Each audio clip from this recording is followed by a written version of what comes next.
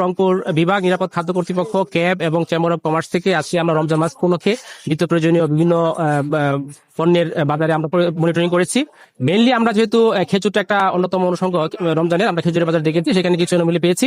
সেখানে দুটি প্রতিষ্ঠানকে 5,000 টাকা অর্থদণ্ড করা হয়েছে এবং আমাদের কাছে ইনফরমেশন ছিল যে এখানে মাছের বাজারে লাইট দিয়ে রং পরিবর্তন করা হয়, যেটা আসলে গ্রাহক প্রকৃত মাছের চিত্রটা পান না। মাছকে এক ধরনের মেকআপ দেওয়া হয়, যার মাধ্যমে মেকআপ বিহীন মাছকে তখন সে চিনতে পারে না, যেটাকে আমি ভালো মাছ কিনলাম এটা পচা হলো কেমন।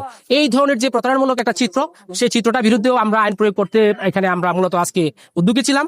কিন্তু যে এখানকার যারা ব্যবসায়ী বৃন্দ এবং নেতৃবৃন্দ, তাদের জোর অনুরোধ ছিল যেন আমরা আজকের মতো তাদেরকে একটা ওয়ার্নিং দেয় এবং কালকে থেকে তারা হচ্ছে যে এটি বাস্তবায়ন করবে, যে এখানে কোনো ধরনের রং বা কালার লাইট ব্যবহার করে মানুষকে প্রতারণা করা হবে না। তো আপনাদের মাধ্যমে এটি আমরা প্রচার করতে চাই যে রংপুরের মানুষ যেন প্রকৃত মাছের চিত্র দেখে মাছ কিনতে পারে, সেটাও আমরা দেখবো এবং পরবর্তীতে আমাদের এই অভিযানটি চলবে।